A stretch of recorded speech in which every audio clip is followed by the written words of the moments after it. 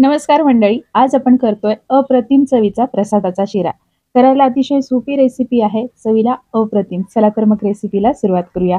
अगदी तोंडात टाकताच विरघळणारा, मऊसूत तरी सुद्धा छान असा दाणेदार हा शिरा कसा करायचा, त्यासाठी मी इथे 250 ml च्या कपाने सगळं मोजमाप केलंय।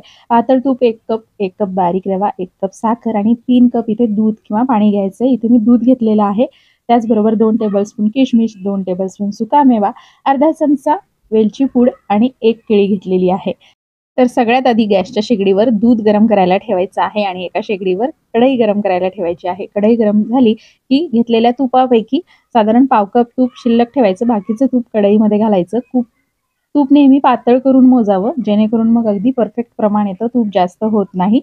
तूप चांगलं गरम झालं की गॅसची फ्लेम अगदी मंद आचेवर करून बारीक रवा 1 कप त्यामध्ये घालायचा आहे आणि मंद आचेवर अगदी 4 ते 5 मिनिटं छान असा तुपामध्ये परतून घ्यायचा आहे। जसा जसा रवा भाजला जातो तो तूप सोडायला लागतो। इथे रवा भाजत कंप्लीट 5 ते 6 मिनिटं झालेत। हलका हलका सुगंध यायला लागलेला आहे। या स्टेजला यामध्ये सुकामेवा घालायचा आहे, म्हणजे तो देखील तुपामध्ये छान परतला जाईल। सुकामेवा भाजून झाला की त्यामध्ये किशमिश घालायची आहे। किशमिश देखील मिनिटभर रव्यासोबत भाजून घ्यायची, म्हणजे ती छान फुलल्या जाते।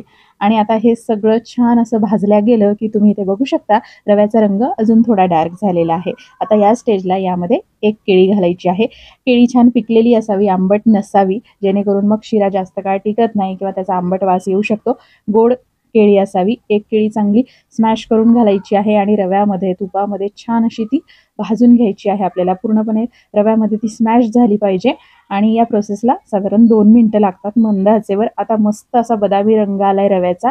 या स्टेजला यामध्ये गरम दूध घालायचंय। हळूहळू करून दूध घालायचं आहे आणि व्यवस्थित ते मिक्स करून घ्यायचं आहे। गरम दूध घातल्याने रवा लगेच फुलल्या जातो आणि अर्धा मिनिटं हे चांगलं मिक्स केल्यानंतर यामध्ये साखर घालायची आहे। तर प्रसादाचा सत्यनारायणाचा शिरा जेव्हा आपण करतो तर 1.25 किलोचं माप घेतलं जातं। इथे मी 1 कपाचं माप घेतलेलं आहे। प्रमाण जे आहे यामध्ये सारखंच घ्यावं लागतं, म्हणजे साखर, तूप आणि रवा याचं प्रमाण सारखं आणि दूध किंवा पाणी जे वापरतो ते 3 पट घ्यायचं आहे। तर इथे बघा मी अगदी चिमूटभर मीठ घातलंय। तुम्हाला प्रसादाला चालत नसेल तर नाही घातलं तरी चालेल। आणि जे सगळ्यात शेवटी आपण तूप शिल्लक ठेवलं होतं ना, ते तूप घालायचं आहे। सगळं काही व्यवस्थित मिक्स केल्यानंतर फक्त 2 मिनिटाची वाफ काढायची आहे आणि मस्त असा मऊ लुसलुशीत तुमचा हा प्रसादाचा शिरा तयार होतो।